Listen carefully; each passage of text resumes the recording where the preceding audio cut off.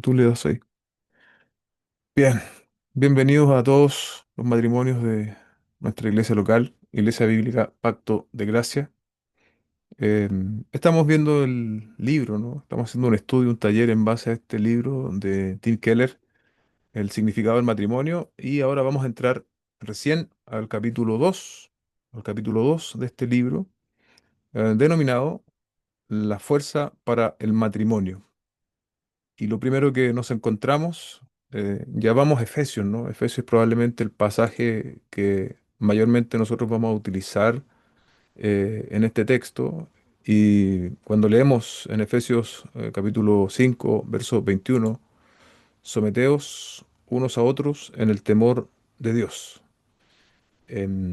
Ese sometimiento, ¿no? No es un mandato en el vacío, no es aislado, sino es más bien consecuencia de algo. Cuando Dios nos manda a someternos aquí, es consecuencia de algo que ocurrió, ¿no? O algo que debe ocurrir más bien de manera constante en nosotros. Eh, Podríamos plantearlo de otra forma. ¿Qué es lo que produce la sumisión que nos demanda el texto bíblico? Porque, bueno, someteos los unos a los otros en el temor del Señor, en realidad eso es para toda la cristianidad, más allá en específico del matrimonio, es para todos. Todos tenemos que someternos los unos a los otros y luego vienen las instrucciones respecto del matrimonio. Ahora, ¿cómo nosotros podemos ser sumisos? Y ahí es donde nosotros tenemos que ampliar o abrir la escritura para entender que esto se desprende de un pasaje anterior, o no el mismo pasaje, es la misma idea, pero que está en Efesios capítulo 5 verso 18. Ahí en Efesios 5 capítulo 18 leemos y no se embriaguen con vino, en lo cual hay disolución, sino sean llenos del Espíritu. Y ahí, esa es la razón, o esa es, no es la razón, ese es el fundamento que a nosotros nos permite vivir en sumisión. Porque la carne no produce sumisión, la carne no puede ser sumisa. Para que nosotros seamos sumisos los unos a los otros, debemos ser llenos del Espíritu. Eso es lo que provoca en nosotros o que nos capacita para ser sumisos. Dice el autor, la marca distintiva de la plenitud en el espíritu es, pues, la ausencia de orgullo y la renuncia al propio interés, lo que lleva a querer servir a los demás con humildad y deferencia. Entonces es esta ausencia de orgullo, esta renuncia al propio interés que se deriva, ¿no?, de ser llenos del espíritu. La sumisión en el espíritu del versículo 21. Ahora, en lo siguiente, desde el versículo 22, va a abordar de inmediato el asunto del matrimonio. ¿Sí? ¿Se entiende la idea? Em, Retrocedamos un poco. En el verso 5 y 18, no se embriaguen con vino, lo cual es disolución, sino sean llenos del Espíritu. Después venimos al versículo con que iniciamos, 5:21, sométanse unos a otros en el temor de Dios. Idea seguida, ahora habla al matrimonio. En Efesios 5:22 leemos, las mujeres estén sometidas a sus maridos como al Señor. Y esta palabra, ser sometidas, suena con violencia en una cultura como la nuestra. Se reacciona de manera indignada, ¿no? O sea, si usted lo habla esto con personas no creyentes, aún lamentablemente con creyentes, dice, pero no, si eso es de otro, eso es de otro tiempo, ¿cómo va a estar hablándose hoy de sometimiento? Eso ya no es así. Bueno, la idea de este capítulo, o de la mitad del capítulo que vamos a ver hoy, es que entendamos a qué se refiere con sometimiento y de dónde proviene. Ya hemos adelantado algo, ¿no? De dónde proviene este sometimiento. Pero tal como dice acá la presentación, los lectores occidentales, es decir, nosotros, se fijarán enseguida en el verbo someteos, con ira, con indignación, por cuanto incide de pleno en el controvertido tema de los papeles según género, algo que está muy actual. Pero ¿qué es lo que está asumiendo Pablo? Pablo, recuerden que está dirigiéndose a creyentes. Nosotros mismos estamos ahora en el estudio de Efesios y en algún punto vamos a llegar al capítulo 5 a lo que hemos leído recién. Pero Pablo está dando por sentado esto, que estos creyentes, estos matrimonios de la región de Éfeso, eran llenos del Espíritu. Por lo tanto, el sometimiento iba a resultar, podríamos decir, de manera natural. Y no solo eso, sino que si les está diciendo que deben ser llenos del Espíritu, es porque seguramente esa llenura del Espíritu experimenta ciertas fluctuaciones, podríamos decir, que no muchas veces o en algunas oportunidades nos llevan a no someternos unos a otros y en el caso de la mujer a no someterse a su marido. Em, entonces, eso es lo que Pablo da por sentado acá, ¿no? Que ambas partes, marido y mujer, están llenas del Espíritu y quien está lleno del Espíritu no tendrá inconveniente, bien digo, en someterse. Y ahí es donde nosotros como creyentes debiésemos estar. Si es que estamos buscando esta llenura, ¿no? El ser lleno del Espíritu no es, al menos desde nuestra parte, una actitud pasiva, sino que es activa. Nosotros debemos querer ser llenos del Espíritu. De hecho, si mal no recuerdo, Pablo lo establece como una orden, sean llenos del Espíritu. Ahora, es necesario abrir un poco más la Biblia para entender, para aclarar a qué se refiere la obra del Espíritu. En el libro de Hechos, uno de los escritos que más habla de la obra del Espíritu Santo es el Evangelio de Juan. Ahora, si yo les preguntara a ustedes qué es ser lleno del Espíritu, eh, no sé si alguien se anima a decir algo. ¿Qué es ser lleno del Espíritu?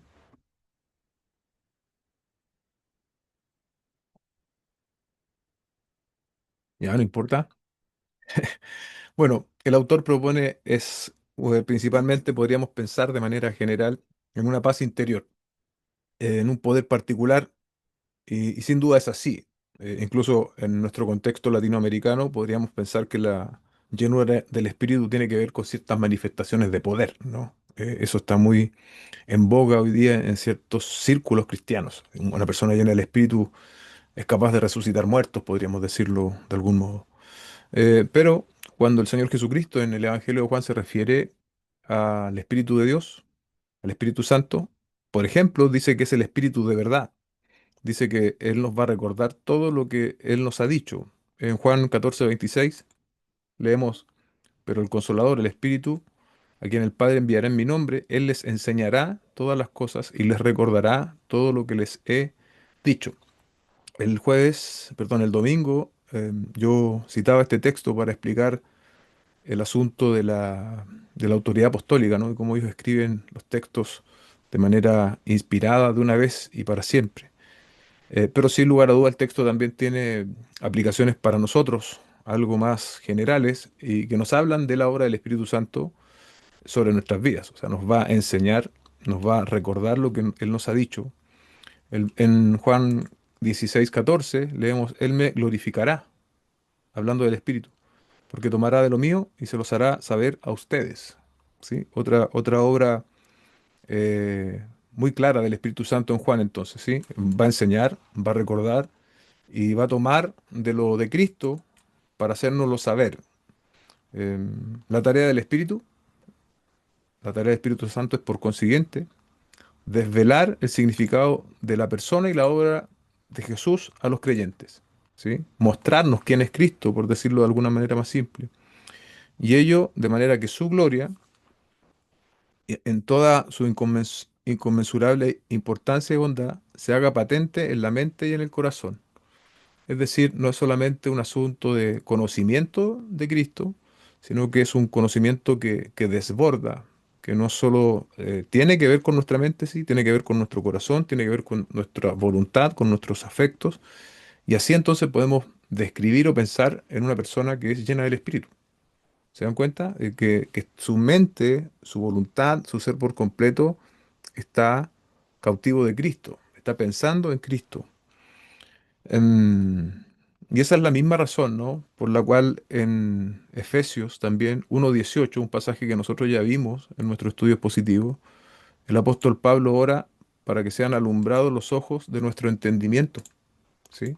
Para que sean alumbrados los ojos de nuestro entendimiento y así seamos capaces de comprender el amor de Cristo. ¿Se dan cuenta que es lo mismo? Es lo mismo lo que vemos en Juan, lo que vemos ahora en Efesios, dicho en otras palabras, al hablar del ser lleno del Espíritu.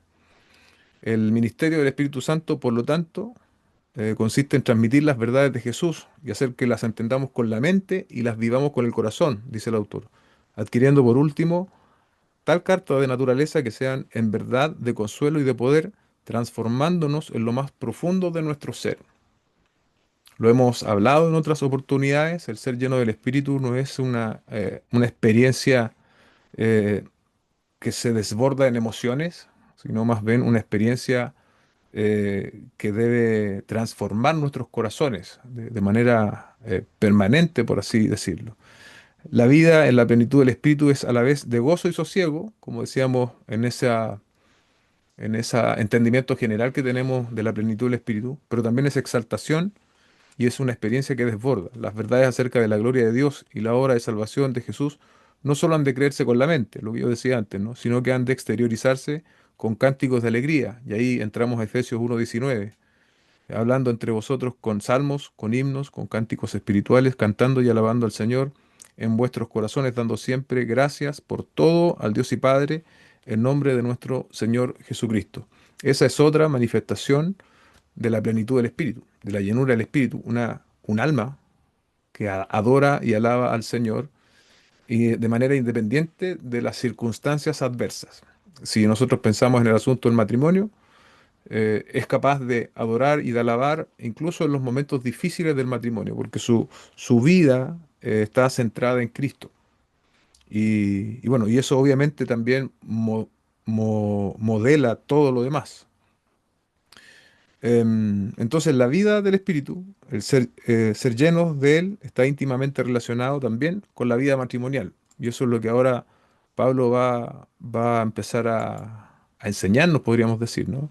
En primer lugar, el cuadro que ahí se traza sobre el matrimonio no es el de dos personas necesitadas. A lo que nos referimos es al texto bíblico, ¿no?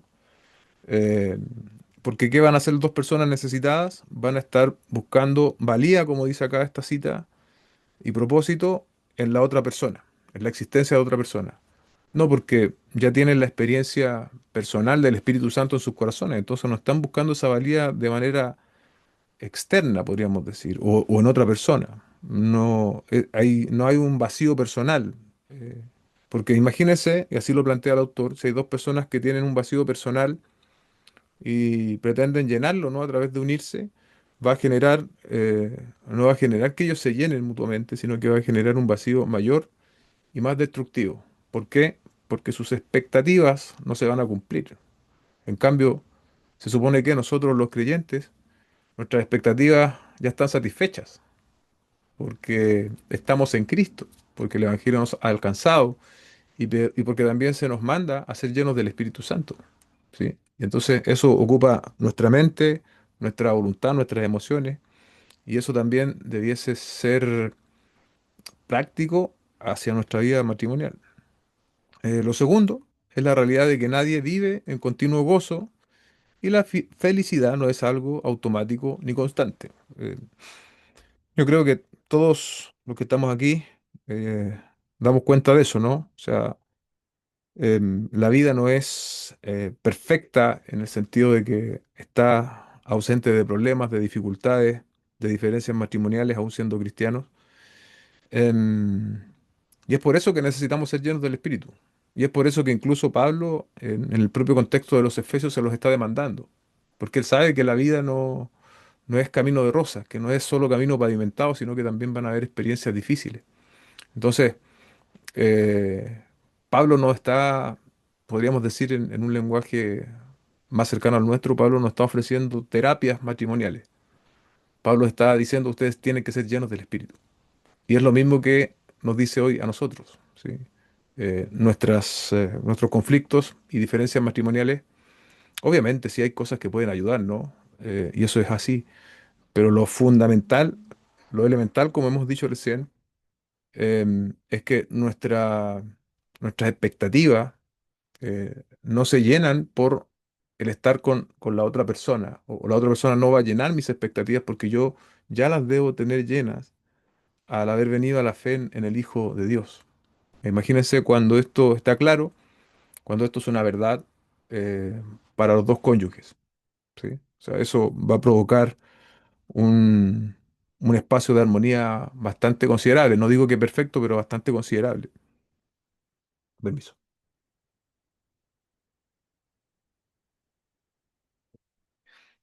Esto es interesante también. Tras probar muchas otras cosas, los cristianos hemos aprendido por fin que el adorar a Dios con todo el corazón, en plena seguridad de su amor en virtud de la obra de Cristo, es lo que llena el depósito de nuestra alma para vivir la realidad presente.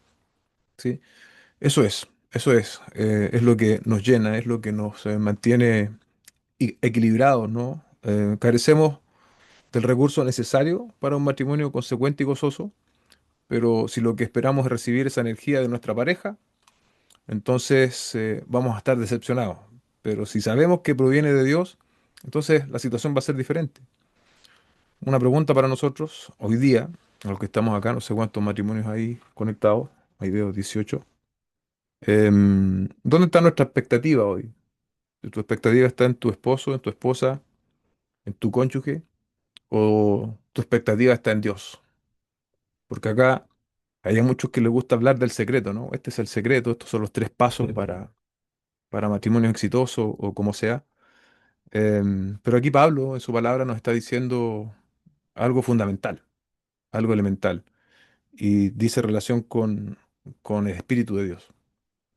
Cuanto más nosotros seamos gobernados por el Espíritu de Dios, es evidente que eso va a afectar de manera positiva a nuestros matrimonios, ¿sí? Va a afectar de manera positiva también nuestra resolución de problemas y cualquier conflicto que podamos enfrentar. Por lo que hasta este punto decíamos, ¿no?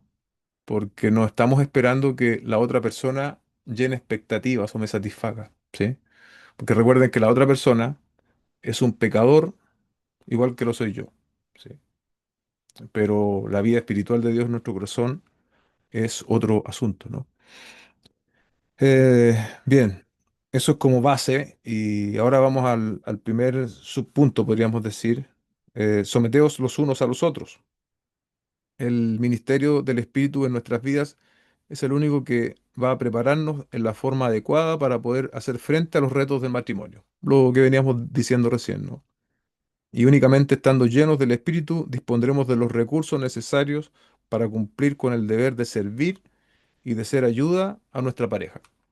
Efesios 5 24 al 25 dice, pero así como la iglesia está sujeta a Cristo, también las mujeres deben estarlo a sus maridos en todo. Y respecto a los maridos, en el 25 leemos, maridos amen a sus mujeres, así como Cristo amó a la iglesia y se dio el mismo por ella. ¿Qué deben hacer las mujeres? Es claro en el texto, ¿no? Deben someterse, deben estar sujetas, arriba decía someterse, pero deben estar sujetas a sus maridos en el verso 24. De hecho, la comparación es entre Cristo y la iglesia. Y bueno, dicho sea de paso, el autor no lo dice, pero este texto es lo bastante claro para demostrar que la sujeción respecto del marido, o más bien de la mujer hacia el esposo, no es una cuestión simplemente de contexto, porque podríamos simplificarlo y decir, bueno, eso era hace 2000 años, donde en efecto las mujeres tenían mucho menos derechos de los que tienen hoy día, y eso estaba mal, eso está claro, sí, tanto el hombre como la mujer fueron hechos a la imagen de Dios. Pero en esos tiempos sí había una carga fuerte sobre la mujer, una diferenciación también marcada. Por ejemplo, a las mujeres no se las admitía como testigo en un juicio, ¿no? No se les admitía como veraces, ¿no? Porque se les consideraba de verdad ciudadanas de segunda clase, podríamos decir. Y bien dicho eso, este texto nos confirma, ¿no? En el propio texto, solo el verso 24, de que el asunto de la sujeción no es solo una cuestión de contexto particular, no es solo que las mujeres de la época de la Biblia tenían que sujetarse. ¿Y por qué? Por lo que dice el texto, dice, pero así como la iglesia está sujeta a Cristo, como la iglesia está sujeta a Cristo, las mujeres deben estarlo a sus maridos. ¿Y por qué les digo que no es solo una cuestión de contexto? Porque la sujeción de la iglesia hacia Cristo es por los siglos de los siglos, ¿sí? Eso se va a mantener siempre. Por lo tanto, el principio al cual el apóstol Pablo argumenta es un principio inamovible. Por lo tanto, el principio a través de la sujeción es también aplicable y permanente para la realidad del matrimonio a través de los siglos, podríamos decir. Por otra parte, ¿no? Los maridos amen a sus mujeres, así como Cristo amó a la iglesia y se dio el mismo por ella. Ahí está el encargo para nosotros, los varones. Si nosotros miramos estos dos versículos, hermanos, ¿Usted a quién cree que se le está demandando más en términos prácticos? ¿Se le demanda más a la mujer o más al hombre?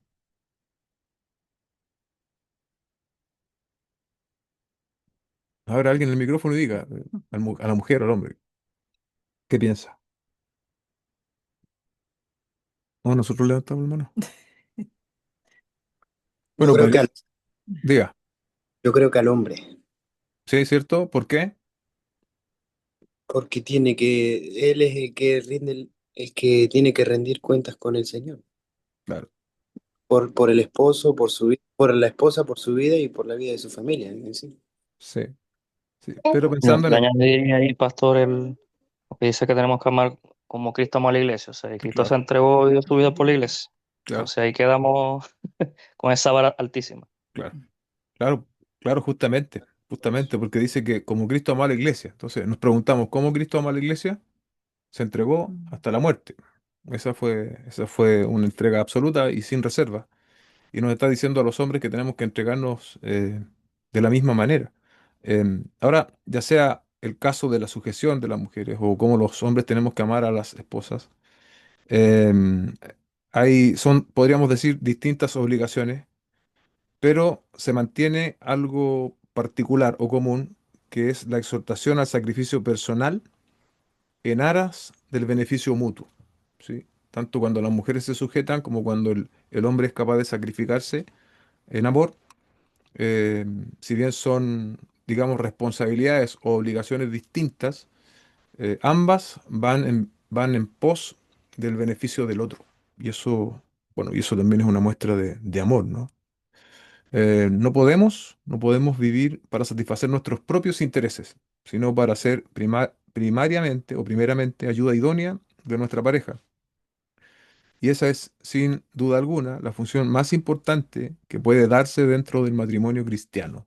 Eso está digno para que nosotros lo destaquemos, hermanos, y nos lo aprendamos.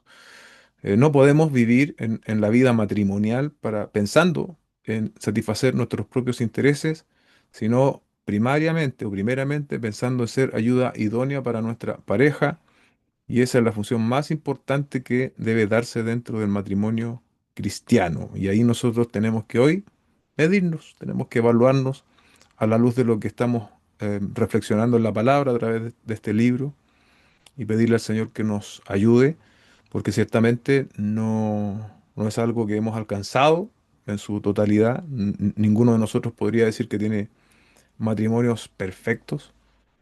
Por lo tanto, necesitamos reconocer y pedir perdón al Señor, perdón a nuestros cónyuges, si no le estamos amando y sirviendo de esta manera, ¿no? O si hemos fallado en el camino, que probablemente es así.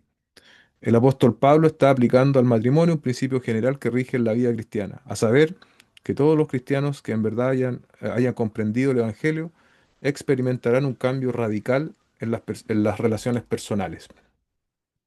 Y bueno, aquí sacamos un poquito el foco del matrimonio y hablamos del principio de la sumisión en términos de la cristiandad o de la iglesia. Por ejemplo, en Filipenses capítulo 2 versos 2 al 3: haga completo mi gozo, siendo del mismo sentir, conservando el mismo amor, unidos en espíritu, dedicados a un mismo propósito.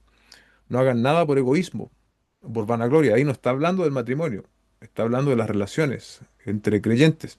E incluso podríamos decir más allá lo que debiese caracterizarnos nosotros como cristianos. No hagan nada por egoísmo, por vanagloria, sino con actitud humilde. Cada uno de ustedes considere al otro más importante que a sí mismo. Ahora, ese principio general para las relaciones entre los creyentes, ¿no? Que después sabemos de lo que habla Pablo, ¿no? Habla del sacrificio de Cristo, o sea, pone el ejemplo de Cristo. Em, es para las relaciones que nosotros tenemos en la iglesia, podríamos decir, en la iglesia local. Ahora, ¿cuánto más, ¿no? En la vida matrimonial. Debemos tener en cuenta los intereses ajenos por encima de los nuestros. Esa es un poco la idea de esto, ¿no? En Romanos 15, 1 al 3, también hablando de lo mismo, dice así: que nosotros, los que somos fuertes, debemos sobrellevar las flaquezas de los débiles y no agradarnos a nosotros mismos. ¿No todo eso? cada uno de nosotros agrade a su prójimo en lo que es bueno para la edificación. Pues ni aun Cristo se agradó a sí mismo, antes bien, como está escrito, los insultos de los que te injuriaban cayeron sobre mí. Aquí Pablo usa el término dulos.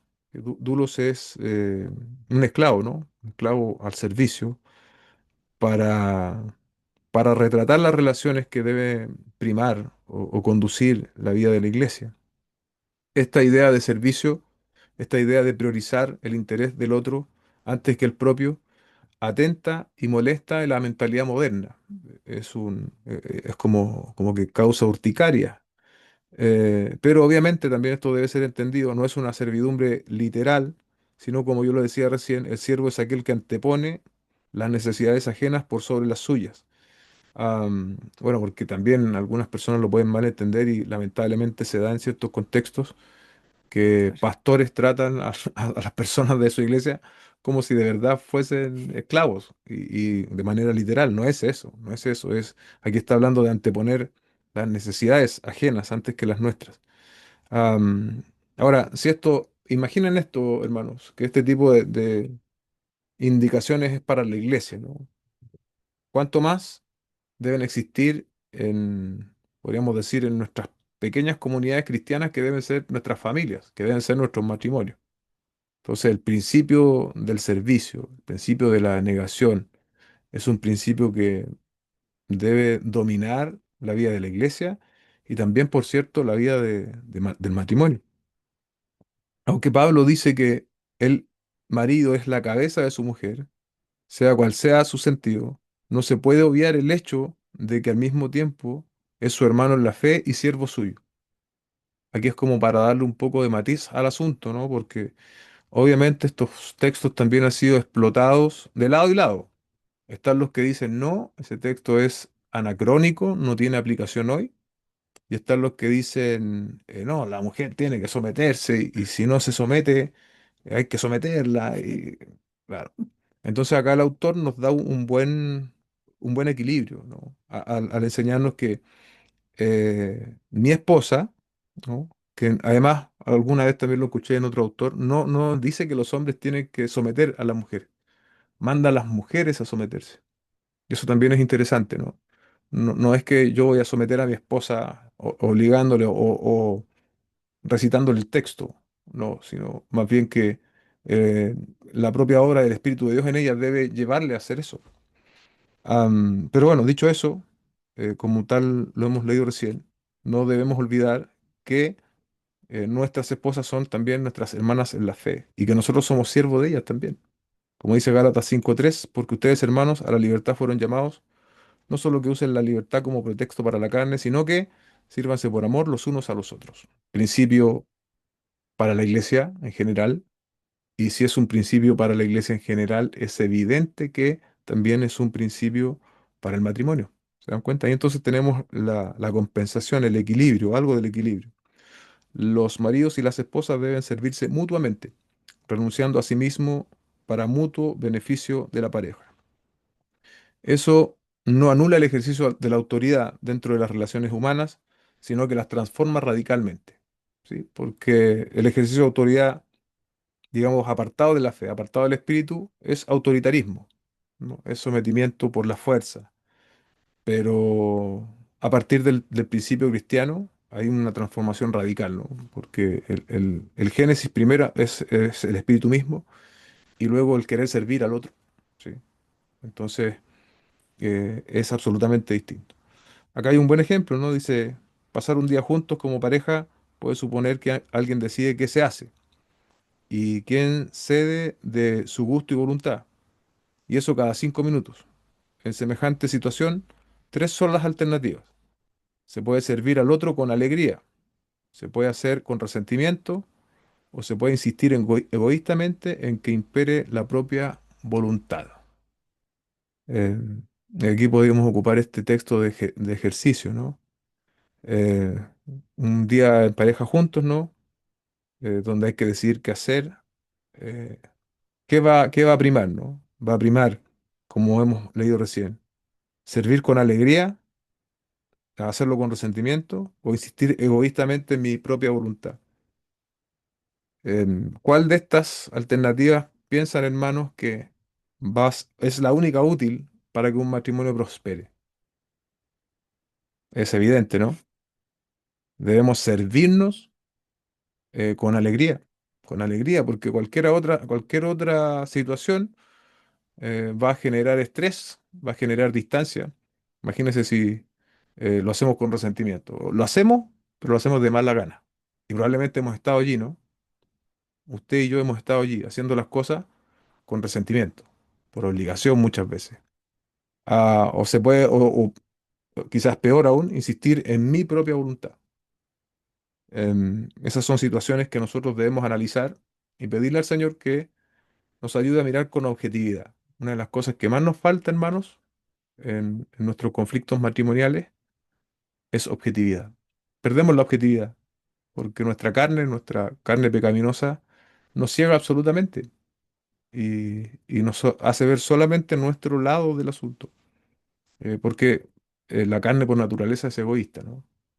Y bueno, y en medio de esas situaciones entonces es necesario pedir ayuda al Señor que nos ayude a recobrar esa objetividad. Otra vez, ¿no? La primera alternativa es la única que puede permitir que la relación de pareja que prospere, ¿no? ¿Es algo fácil de lograr? Claro que no. Pero si estamos aquí confrontándonos a nosotros mismos, nosotros los maridos, las esposas, al venir a una enseñanza como esta, es lo que estamos haciendo, hermano. Estamos confrontando nuestras mañas, estamos confrontando nuestras taras, estamos confrontando tal vez las cosas que venimos arrastrando por años, pero que el hecho de que las vengamos arrastrando por años no significa que estén bien. Y primero, por amor a Cristo, debemos transformarlas, ¿no? Y debemos también, a través de esa experiencia, ¿no? De llenura del Espíritu, ser transformados, tanto hombres como mujeres. Aquí tengo una experiencia del pastor Keller. Los que han leído el libro se van a acordar, pero me gustaría que mientras yo la leo, usted pueda ir pensando en que a lo mejor usted ha vivido algo semejante. No es tan larga, pero voy a tratar de leerla con calma, de manera que todos la puedan entender. Dice el pastor Keller, Katy y yo recordamos un incidente dentro de nuestro matrimonio que tuvo lugar durante una visita a Nueva Inglaterra, donde habíamos realizado estudios antes de casarnos. Estábamos alojados junto con nuestros tres hijos en casa de unos amigos y yo había planeado con mucha ilusión acercarme a la librería del centro, con la idea de ver novedades y quizás comprar algún libro que me pareciera interesante, pero era consciente de que eso supondría restar tiempo a otras actividades que teníamos planificadas como familia, así como dejar a Katy sola con la carga de los niños. Todo ello me impedía decírselo a Katy. La verdad es que esperaba que Katy adivinara mi deseo y me ofreciera tener ese tiempo libre, pero no lo hizo y de repente me descubrí a mí mismo profundamente resentido por ese fallo suyo por no adivinar mi pensamiento. ¿Cómo era posible que no se diera cuenta lo mucho que me apetecía visitar esa librería? Yo trabajo duro. ¿Cómo no se plantea que tenga una tarde libre que bien me merezco? Y empecé a fantasear, imaginando que si se daba cuenta del caso, pero no estaba dispuesta a ceder. Después de una larga e irritante jornada ayudando a Katy con los niños, compadeciéndome todo el rato a mí mismo, por fin le dije a Katy lo mucho que me dolía no haber podido visitar la librería, ante lo cual ella se indignó y con toda razón diciendo, pues sí, desde luego que eso habría supuesto más trabajo para mí, pero me habría encantado hacerlo por ti. Apenas tengo oportunidades de hacer cosas por ti y tú estás siempre echándome una mano en todo. Ahora me has privado de una oportunidad de servirte. Eso me llevó a darme cuenta de que yo no había estado dispuesto a dejar que me sirviera, porque en modo alguno quería depender del favor de los demás. Y Katy se sentía ofendida y disgustada porque no le había dado la oportunidad de hacer algo por mí. Regresamos, por último, a casa en tenso silencio, dándole yo vueltas a lo que ocurrió. Finalmente empecé a ver claro lo que en realidad había pasado. Yo estaba dispuesto a servir, desde luego, pero porque eso hacía que me sintiera disponiendo el control, y la razón moral iba así a estar siempre de mi parte. Pero esa clase de servicio, entre comillas, no lo es en absoluto, sino que es, y muy por el contrario, pura manipulación. Pero al no darle a Katy la oportunidad de servirme, yo había fracasado en mi servicio a ella. Y la razón de fondo era mi propio orgullo. En esas situaciones es cuando el Espíritu de Dios nos ayuda de forma tan especial. No sé cuántos se pueden sentir representados con esta experiencia, ¿no? Es llamativo como a veces podemos asumir, eh, en este caso hablando los hombres, ¿no? Que como que nuestras esposas tienen que adivinar, tal como le ocurrió al pastor, deseos así como este, ¿no? Como el que tenía él. Y a veces eso puede provocar un conflicto eh, que probablemente se hubiese solucionado. Y imagine usted la situación eh, en, en otra, con otra intención, ¿no? Imagine que el pastor le hubiese dicho a su esposa, ella tenía la intención y la historia hubiese sido diferente. Quizás ni siquiera se hubiese citado en este libro la historia, porque se cita precisamente como un problema que tuvieron ellos y como problemas que también a nosotros nos suceden muchas veces. Y aquí también está el asunto del servicio, ¿no? Y del servir por una motivación correcta. El pastor reconoce acá que él no estaba sirviendo con una motivación correcta y a la vez había impedido el servicio de su esposa hacia ella. Entonces, la historia creo que es bastante ilustrativa, ¿no? De cosas que a veces también nos ocurren a nosotros en la cotidianidad. Y debemos pedirle al Señor que nos ayude a poder verlas, identificarlas y ojalá no repetirlas, ¿no? Que estoy seguro que después de este conflicto, este matrimonio en particular tiene que haber crecido mucho. Y es un poco la idea también de nuestros conflictos, que una vez que los hayamos atravesado, que hayamos conversado, que hayamos pedido perdón, nos sirvan para poder crecer. Aquí tenemos que hacer un recordatorio, ¿no? Y ese vínculo, esa unión que está entre el corazón para servir y el mensaje del Evangelio. ¿Y cuál es ese mensaje del Evangelio? Que somos seres tan caídos, tan perdidos, tan proclives al pecado, que Jesús tuvo que morir por nosotros, por ti y por mí, pero que llevado por su gran amor murió voluntariamente para darnos la vida, a ti y a mí. El Padre ahora nos acepta, deleitándose en nuestra relación con Él, y no porque lo merezcamos, sino por pura gracia. Dice el autor, mi renuencia a dejar que Katy me sirviera era en el fondo una negativa por parte mía a vivir bajo la gracia. Yo quería conseguir todo por mi propio mérito y no tener que deberle favores a nadie. Estaba, sin embargo, dispuesto a hacer favores a los demás para poder sentirme magnánimo, pero no quería en modo alguno que nadie me sirviera. Mi corazón seguía operando en ese nivel, aun habiendo aceptado con la mente el mensaje básico del Evangelio, que por la fe en Cristo vivimos en gracia reconciliados con Dios. Y ahí ustedes podemos ver, ¿no? Cómo a veces estamos, iglesia, con cierta claridad del Evangelio, de su mensaje, pero a veces no estamos operando en la realidad del Evangelio en nuestra vida cotidiana, ni tampoco en nuestro matrimonio. La disposición a servir a los demás requiere la intervención del Espíritu Santo. Espero que eso hasta este punto esté claro. El Espíritu de verdad, para que esa realidad penetre en nuestros corazones y los transforme. Eso, eso es fundamental en esto, amados hermanos. El otro punto, que obviamente está muy relacionado con esto, es el problema del egocentrismo. ¿Qué es el egocentrismo? Me llamó la atención esto. El egocentrismo es una lacra que puede causar la ruina y es siempre un enemigo en la sombra en todo matrimonio. En todo matrimonio. Así es los que llevan 50, 40, 30, 10, 20, 5 años, menos de un año. El egocentrismo es esta lacra que va a causar ruina y que siempre es un enemigo. En la conocida descripción que hace el apóstol Pablo, ¿no? En 1 Corintios 13, dice taxativamente, el amor es sufrido, es benigno, no tiene envidia, no es jactancioso, no se envanece, no hace nada indebido, no busca lo suyo, no se irrita, no guarda rencor. Pablo insiste en varios de sus escritos en que el amor es lo opuesto a buscar el beneficio propio. Se supone en la práctica pensar preferentemente en el interés personal.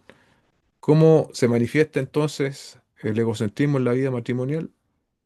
¿A ¿Alguien se le ocurren algunos ejemplos? ¿Cómo se manifiesta el egocentrismo en la vida matrimonial?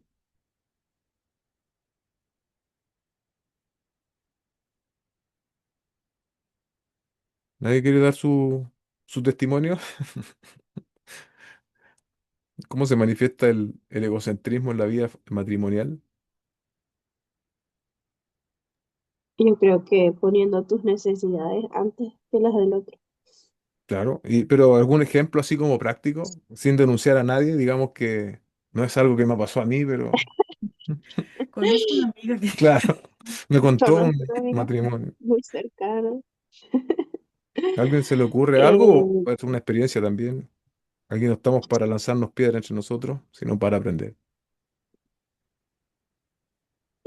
yo creo que, bueno, que muchas veces sale eso en el tema de cómo hacen las labores de la casa cada uno. Al menos lo llevo ahí. Porque yo lo tengo una manera de hacer y mi esposo lo tiene otra manera de hacer. Entonces yo necesito que, tengo una necesidad porque quiero que él lo haga, pero no lo hizo a mi manera, no lo hizo como yo quería. Y entonces no me doy cuenta de que, claro, me está ayudando, está haciendo las cosas conmigo, pero como no es como yo quiero, no está bien. Y Mm, ahí estoy pensando lo que yo quiero nada más. mm. ¿Me explico? Al menos Sí, en eso lo puedo llevar que es como más práctico y claro, está el día a día. claro, muy bien, excelente. Bueno, el autor, ¿sí algo? Ujú. Ah, pensé que me iba a decir algo. En el chat hay una consulta, pastor. ¿Se va a defender Agustín? ¿Cómo fue? No, no, no. Defendí. No, no me defiendo. Ah, ya. Que, pastor, en el chat hay una consulta de Delia. Ah, no Ah, sé. ya. Vamos a ver, sí, lo que pasa es que... Ay. Ah, ¿qué significa no sentirse egocéntrico? Bueno, esperemos que se pueda responder en lo que vamos a hablar de egocentrismo. Y si no, lo abordamos de nuevo, ¿ya? Pero yo creo que sí en general, nosotros, todos los seres humanos, cargamos con esto. Algunos, yo lo veo así, algunos están eh, con egocentrismo agudo, otros tenemos quizás cosas más solapadas, pero todos somos egocéntricos en algún sentido. Porque es una manifestación del pecado también. Em, pero un poco abordando lo que preguntaba Héctor, el que, ¿cómo se manifiesta alguien que no es egocéntrico? Sirviendo a los demás. Cristo. O sea, listo. Sí, no, no, está bien, pero es Cristo. O sea, alguien no egocéntrico de manera perfecta, Ah, claro, Cristo. perfecto. Sí. Cristo. Por lo tanto, el resto de nosotros, Ahí estamos. ahí vamos, ahí vamos luchando. Pero así podría ser, que ahora estaba pensando en lo que Sí. preguntaba, es Cristo. Cristo es el único ser, eh, ser humano, podríamos decir, ¿no? Que no manifestó egocentrismo en nada. ¿Sí? Sí, porque muchas veces podemos sentir que no somos egocéntricos porque servimos mucho, porque como que nos preocupamos mucho de los demás, pero muchas veces esa preocupación o ese servicio también lo hacemos pensando en nosotros mismos, como Sí, también decía ahí como el decía. otro, como sentirme yo mejor quizás que el otro, o sentirme en paz conmigo, ahí hice algo bueno. Mm, Entonces igual es una forma de egocentrismo. sí, y bueno, lo peligroso de eso es que nosotros no lo llegamos a articular, no lo llegamos a decir, eh, pero es algo latente, es algo latente. El pastor Sugel dice por ahí en algunas de sus enseñanzas que el gran mandamiento es amar a Dios con todo nuestro corazón, con toda nuestra mente, con toda nuestra alma, con toda nuestra fuerza. Y ninguno de nosotros llega a hacerlo así cada segundo de su vida, Mm. porque siempre estamos cargando con esto, ¿no? De, de querer reconocimiento, gratitud. eh, y bueno, y el que no lo ve así, eh, debe pedirle al Señor que abra sus ojos en ese sentido. Bien, sigamos. El autor dice, pero yo quería llevarlo un poco a la práctica. Agradezco entonces la intervención de la PAO. El egocentrismo se manifiesta en múltiples formas, ¿sí? Impaciencia, irrati- irra- Irritabilidad. irritabilidad, envidia, trato desabrido, ausencia de compasión ante el mal ajeno y un espíritu de rencor que no olvida las ofensas.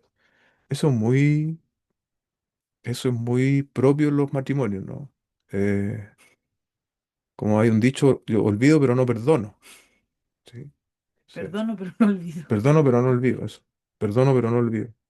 Y, evidentemente, hermanos, tenemos que detectar esas actitudes y someterlas al Espíritu de Dios e ir cambiándolas. El egocentrismo, por su propia esencia, hace que no lo reconozcamos, lo que hablábamos recién, mostrando en cambio nos mostramos hipersensibles ante la presencia de los demás y eso lo demostramos con enfado ofensivo y provocador. Ahora, la contraparte, ¿no? En el Evangelio, dice el autor, pero el Evangelio incorporado a nuestras vidas por acción del Espíritu puede llevarnos felizmente a ser humildes, con una plenitud interna que nos libera para ser generosos con los demás, incluso en los momentos y situaciones que no nos dan la alegría y la satisfacción que esperábamos. Eso es esencial, hermano. La vivencia práctica del Evangelio en el matrimonio es la única realidad espiritual que permite esto, ¿sí? Porque tu satisfacción es previa, porque tu satisfacción es algo que ya estás viviendo. Y entonces tú puedes ser humilde a pesar de que incluso tu esposa no lo esté siendo contigo o tu esposo no lo esté siendo contigo. Sin la ayuda del Espíritu, sin llenar el alma de la gloria y del amor del Señor, esa sumisión ante los intereses ajenos es virtualmente imposible ponerla en práctica de forma prolongada y sin resentimiento. Sí, sí. Para lograr un matrimonio feliz, ¿cuántos quieren un matrimonio feliz? Para lograr un matrimonio feliz es necesario aplicar la capacidad que el Espíritu forma en nosotros para el servicio, lo que supone retirarse del centro, egocéntrico, ¿no? Nos retiramos del centro para poner delante las necesidades de los demás. La obra del Espíritu de hacer real el Evangelio en nuestras vidas debilita el natural egocentrismo del alma. El antídoto para el egocentrismo es la llenura del Espíritu, el estar dependiendo de Dios en todos nuestros caminos. Sin esa ayuda sobrenatural, hermanos, podemos hacer buenos intentos, podemos incluso intentarlo por periodos prolongados y mantenernos, pero no va a ser permanente. ¿Sí? La realidad espiritual del espíritu, valga la redundancia, es la única que logra estos resultados permanentes en nosotros. La verdadera felicidad se descubre en la prioridad que damos a las necesidades de nuestra pareja, prioridad que es una respuesta voluntaria ante lo que el Señor Jesucristo ha hecho por nosotros. ¿Se dan cuenta? Entonces, el mundo nos dice que la felicidad es eh, tener lo que yo quiero, pero el Señor nos dice que la verdadera felicidad es satisfacer las necesidades de nuestra pareja. ¿Sí? Em, Dice, habrá entonces quien pregunte, si pongo la felicidad de mi pareja por delante de mis necesidades, ¿qué gano yo con ello? La respuesta es clara, felicidad. Eso es lo que ganamos, una felicidad derivada de servir a las personas en vez de usarlas, que nunca te hará sentir mal. En la sociedad actual, la mentalidad predominante es el del matrimonio yo. Eh, No encaja bien esta propuesta de anteponer las necesidades ajenas a las propias por encontrarla opresiva. Eso es lo que hoy día es el pensamiento que gobierna y bueno, y muchas veces lo hemos dicho en las otras sesiones, ¿no? Nosotros hemos bebido de esta corriente, nos hemos criado en este medio con estas enseñanzas, las vemos en la televisión, las vemos en las noticias, en las teleseries, en los comentarios que hacen los periodistas. Entonces estamos bombardeados de esto, ¿no? De que nosotros tenemos que ser los primeros. Sin embargo, eso está muy lejos de la cosmovisión cristiana respecto del matrimonio. El matrimonio afirma ya desde el principio, solo se los menciono, ¿no? Que Dios es un Dios trino, ¿sí? hay tres personas distintas dentro de la unidad de Dios. Eso también está en Juan 17 y en otros pasajes más. Y esto nos dice que desde la eternidad pasada, cada una de estas personas, Padre, Hijo y Espíritu Santo, ha glorificado, honrado y amado a las otras personas. Porque esto es importante, ¿no? Porque aquí podemos hacer un alcance a la imagen eh, del hombre, la imagen de Dios que tenemos nosotros los hombres. La Biblia nos enseña eso, ¿no? Lo que quiere decir, entre otras cosas, que fuimos creados para adorar a Dios y vivir para su gloria y no para la nuestra. Fuimos creados para servir a Dios y para servir a nuestro prójimo. Entonces, cuando nosotros nos movemos en esta dirección, que podríamos decir a la luz de lo que nos enseña este autor y la Biblia misma, nos estamos moviendo en el diseño de Dios. Porque Dios es un Dios trino, que se ha amado eternamente, que se sirvió eternamente, que se ha honrado eternamente. Nosotros, hechos a la imagen de Dios, tenemos esto también calcado en la imagen que Dios puso en nosotros. Por eso vamos a encontrar felicidad. Se habla, ¿no? Que el fin último del hombre es la gloria de Dios. Cuando nosotros nos movemos en el diseño de Dios para nosotros, ciertamente vamos a encontrar propósito y felicidad. Si buscamos servir a los demás por encima de nuestra propia felicidad, descubriremos una manera feliz, una nueva manera de ser feliz, mucho más real y profunda. Son muchas las parejas que han descubierto esta insospechada realidad. ¿Por qué esto es así? Por la sencilla razón de que el matrimonio ha sido instituido por Dios. ¿En qué debemos examinarnos frente a nuestros problemas matrimoniales?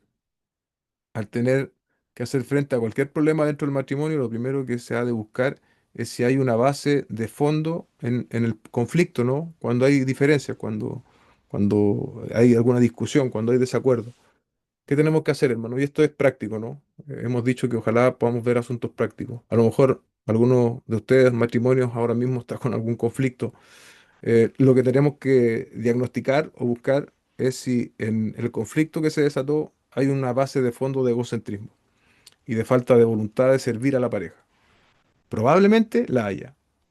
Probablemente en todos nuestros conflictos hay tanto egocentrismo, eh, cada uno en su propio egocentrismo y falta de voluntad para servir a la pareja.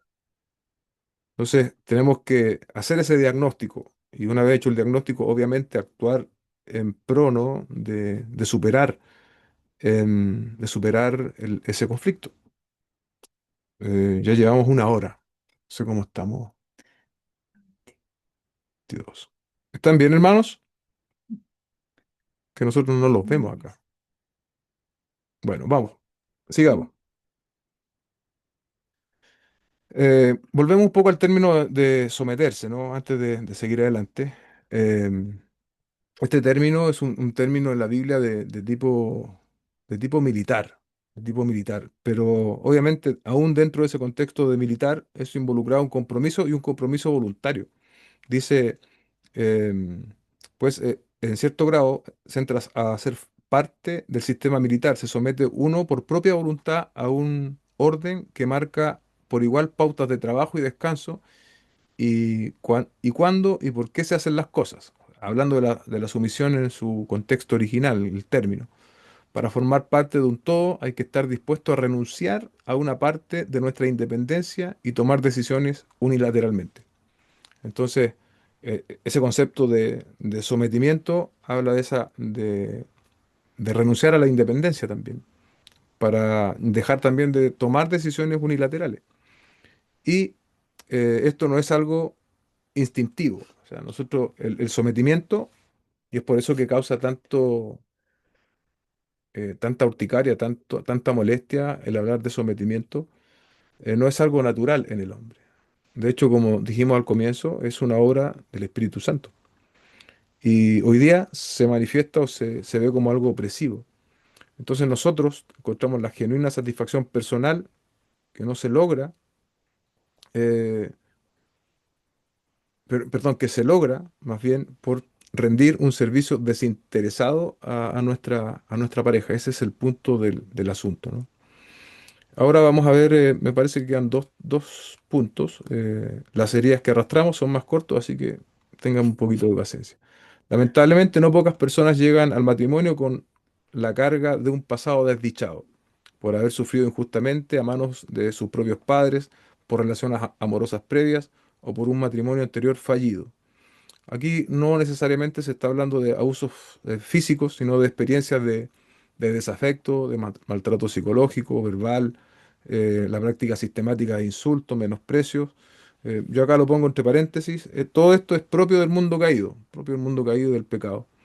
Las relaciones previas sentimentales también suelen traerse como cargas al matrimonio, a veces reconociéndolo o no, experiencias de engaño, de trato desleal, todo eso va a tener un componente, va a ser un factor a la hora, ¿no?, de entrar en el estado, en el vínculo, en el sagrado vínculo del matrimonio con una persona, porque estos van a impedir, por ejemplo, confiar en el sexo opuesto y van a sembrar al mismo tiempo la duda si uno es capaz o no de juzgar adecuadamente las situaciones y las personas.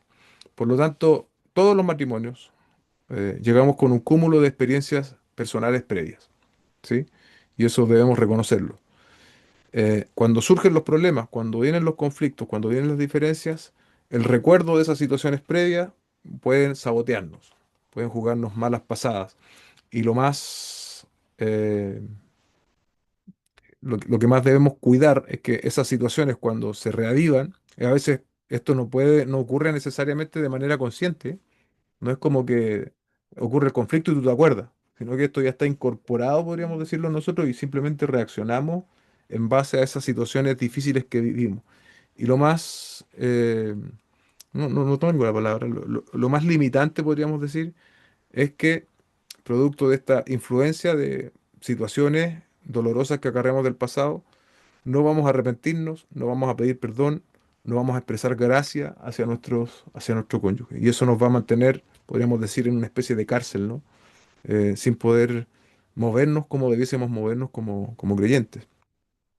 Eh, Quienes tienen deudas emocionales en el pasado, es importante también que podamos meditar en esto, cómo saberlo.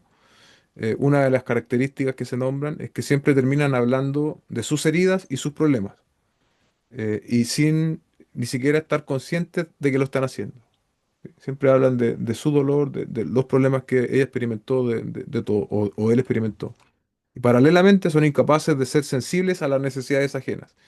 Y cuando aparentemente están siendo sensibles a las necesidades ajenas, siempre terminan asociándolo a algo que ellos hayan hecho. Otra vez, es algo muy egocéntrico, ¿no? Incluso en el dolor, en la experiencia de dolor, se manifiesta también el egocentrismo. Dice, las heridas emocionales no resueltas provocan que ese egocentrismo sea aún más difícil de tratar. Si intentamos hacerle ver a la persona afectada lo que está pasando, la reacción suele ser escepticismo. Vale, puede que así sea, pero es que tú no sabes cómo es esto. ¿Qué es eso en otras palabras? Eso es justificación, ¿no? Hay dos posibles formas de diagnosticar y tratar esta condición.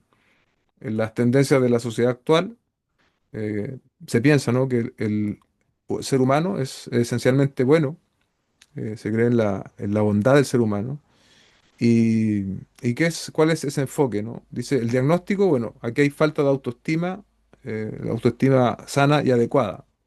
El tratamiento es decirle a la persona que se trate bien a sí misma y que viva para sí y no para los demás. Hermanos, este tratamiento puede usted incluso escucharlo en algunas predicaciones en algunos lugares.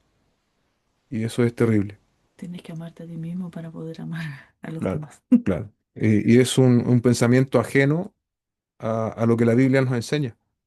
La actitud de fondo, ¿no? Lo único que haremos es ofrecer consuelo y apoyo, instándoles a que no dejen que nadie les diga cómo deben vivir. O sea, aquí no hay un llamado al arrepentimiento, no hay un llamado a entender de que, a pesar de que pudo haber en efecto vivido situaciones muy difíciles, muy dolorosas, esa persona sigue siendo un pecador y necesita arrepentirse. Y hoy día no está actuando, no se está comportando de manera adecuada, producto de eso, ¿no? Pues está anclado al pasado. Tiene estas cosas que le están determinando su manera hoy día de enfrentar sus situaciones matrimoniales. Bueno, y eso obviamente no va a solucionar el problema, porque en este enfoque cultural actual el egocentrismo es algo natural. ¿No? ¿Qué le dice? El tratamiento es decirle que se trata bien a sí misma, que tiene que vivir para sí, no para los demás. Y si el egocentrismo es algo natural, estamos aprobando el pecado. Y, y el pecado, hermanos, nunca puede tener buenos resultados. Si yo aconsejo a partir del pecado, no pueden haber buenos resultados, eso es imposible. Entonces ese tratamiento, ¿no? Y esto el autor lo define como un artículo de fe, casi una creencia religiosa, pero incluso es, no es práctico, no sana, no sana, esta terapia del mundo no sana. Toda relación matrimonial incluye un porcentaje, por mínimo que sea, de inevitable renuncia a la propia satisfacción y derecho. De hecho, es totalmente imposible llevar adelante una relación con una persona que crea ser merecedor de una preeminencia en todo, simplemente porque experimentó un sufrimiento previo. O sea, eso es en el tiempo impracticable. Eso es hablando del enfoque cultural actual. Ustedes si revisaron el libro hay más, pero yo solo quisiera enfatizar eso. Y ahora respecto del enfoque, el enfoque más bien cristiano, ¿no? Ahí tenemos que reconocer, obviamente, el asunto del pecado y entender el egocentrismo, hacer frente al egocentrismo como lo que es, ¿no? Vale la pena también hacer esta salvedad. No estamos diciendo que personas que tengan heridas antiguas no necesiten una consideración especial y paciencia. Sí, es necesario. Pero nunca eso debe ser una base de derecho para manipular su presente o para manipular el matrimonio. Las personas con complejo de inferioridad y las que se creen superiores tienden a centrarse en sí mismas de forma insana, obsesionadas como están por la imagen que no pueden proyectar de cara a los demás y por el trato que reciben. ¿Qué tenemos que hacer entonces? Hacer frente al egocentrismo. En la sociedad occidental, las personas suelen casarse en su mayoría por sentirse mutuamente atraídas. Pensamos que nuestra pareja es alguien maravilloso, pero transcurridos 1 o 2 años, o puede que nada más pasar un par de meses, suceden cosas insólitas. En primer lugar, descubrimos hasta qué punto es egoísta esa persona que creíamos maravillosa. En segundo lugar, se siente, se hace evidente que lo mismo piensa nuestra pareja respecto de nosotros. Y en tercer lugar, y aún admitiendo ese defecto, consideramos que el de nuestra pareja es mucho más pronunciado y problemático que el nuestro. Es bueno un poco detenernos acá, ¿no? En estas tres características que experimentamos o que sufrimos durante el matrimonio, ¿no? Primero, nos damos cuenta, ¿no? Que la persona que era tan maravillosa es una persona egoísta. Segundo, que la otra persona piensa lo mismo de mí, que también soy egoísta. Y tercero, que yo pienso que mi esposa es más egoísta que yo. ¿Sí? Eso todo tiene que ver también con el pecado. Yo defino el pecado como el distorsionador de absolutamente todo, el distorsionador de la realidad. Las personas que han sufrido pueden pensar así, vale, sé que no tendría que obrar así, pero es que tú no me entiendes. Otra vez, eso es una cuestión de justificación. Todo lo negativo previo puede inducirnos a minimizar nuestro egoísmo, a justificarlo, ¿no? Bueno, es que tú no sabes cuánto yo he sufrido, por eso yo actúo de esta forma. Y esa es la situación a la que llegan muchos matrimonios tras un tiempo de convivencia relativamente breve. ¿Qué se puede hacer entonces? Son dos las posibilidades, dos los caminos a seguir. En el primero, se decide que lo que se ha sufrido en el pasado cuenta más que el posible egocentrismo personal y que si la pareja no lo considera así, asumiendo que tiene que ayudarte y disculparte en todo, la vida conjunta no va a funcionar. Entonces, bueno, se decide que lo que se ha pasado, ¿sí? ¿Cómo que se justifica? Se soporta ese egocentrismo personal. Y si tu pareja no está de acuerdo con eso, bueno, y no está dispuesta a ayudarte y a soportarte todo de manera equivocada, como habíamos dicho, la vida conjunta no va a funcionar. ¿Esto qué va a provocar? Distanciamiento emocional, va a haber un acuerdo tácito de no mencionar ciertos temas, la pareja va a vivir en irritación constante, no lo va a mencionar, no lo va a decir, falta de comunicación, por lo tanto, Y eso obviamente va a ser un caos constante que no va a terminar bien. Las parejas que optan por esta clase de relación pueden permanecer exteriormente felices, pero cuando llega el momento de la foto de aniversario y el beso será forzado. Sí, es solamente una pantalla, no es una realidad. La alternativa a una relación de mero pacto es reconocer el egoísmo propio como problema fundamental en la relación de pareja. Es decir, cada cónyuge, cada esposo, esposa debe reconocer, debe identificar su propio egoísmo y ocuparse de solucionarlo con un mayor ahínco y interés que el que puede darse eh, a, perdón, eh, ocuparse de buscar solucionarlo con mayor ahínco e interés que el que puede darse a idéntico defecto del cónyuge. Como matrimonio cristiano, la pareja tiene que tomarse muy en serio la Biblia. Ahí estamos, hermanos. Y estar por ello dispuesto a renunciar al propio yo. Nada hay más perjudicial que inventar excusas para nuestros actos egoístas. Si ambos cónyuges dicen respectivamente, voy a ocuparme de solucionar mi egocentrismo como principal problema en el matrimonio, estarán en el camino adecuado para lograr un gran matrimonio. Entonces, esa es la tarea que tenemos por delante, hermanos. No vivir maquinando y pensando en las deficiencias o en lo egoísta que es mi mujer o mi esposa, sino que pedirle al Señor para hacerme un análisis yo. Imagínense cuando ambos son creyentes, bueno, una bendición, y si ambos están con esa intención, es evidente que nuestros matrimonios van a ser mejores. Vamos a tener mejores matrimonios con más armonía, con más paz, y lo más importante, matrimonios que van a ser un mejor reflejo de la relación de Cristo con su iglesia. Es decir, nuestros matrimonios van a ser matrimonios que van a glorificar mejor al Señor. Y bueno, y debiésemos nosotros ya con eso sentirnos más que pagados. Y yo creo que esa es un poco el norte y la motivación que debemos perseguir a través de estas charlas o de estas instancias que estamos llevando adelante. Esto también me pareció muy interesante.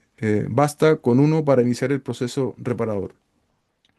En alguna otra oportunidad yo hablé del poder del uno. En ocasiones no queremos participar, el esposo no quiere participar, la esposa no quiere participar o no puede, pero de hecho nosotros lo instamos a que participaran aunque no pudiese estar el esposo o la esposa. Hay personas de hecho ahora que están participando solas. Bueno, basta que uno inicie el proceso y va a haber restauración. Esa es un poco la idea, ese es el poder del uno. Y, y esto va operando de manera gradual, no tan rápido, pero sí va a tener efectos. Si resulta que eres tú quien ha decidido que voy a ocuparme de solucionar mi problema de egoísmo, ¿sí? ¿Qué puede pasar? Bueno, van a pasar cosas buenas.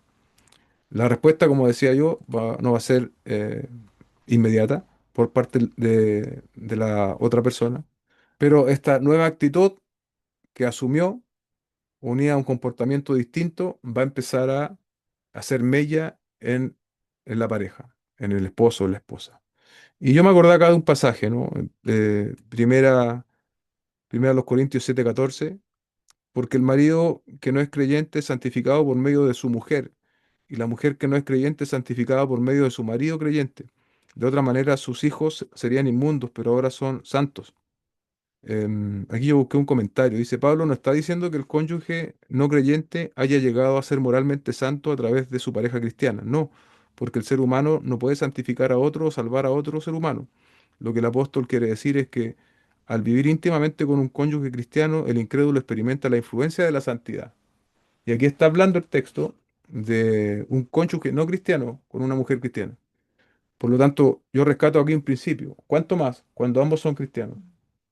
Cuanto más cuando ambos son cristianos y quizás por diversos motivos o situaciones, no ambos están em, están con la postura, con la intención de asumir un desafío, por ejemplo, de combatir el egoísmo, porque están en otras, porque están ocupados, porque lo que sea.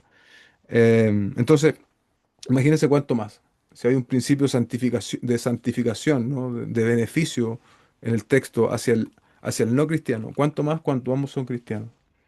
Entonces, hermanos, no se, hermanas, hermanos que puedan estar solas, participando solos, no se desanimen, sino que empiece por casa, empiece por usted, empiece a pedirle al Señor que le muestre su propio egocentrismo. El ser santificado quiere decir que una persona es influenciada por las demandas de Cristo. Lo opuesto es igualmente cierto. Cualquiera que no haya sido santificado es influenciado por las demandas del mundo que se opone a Cristo.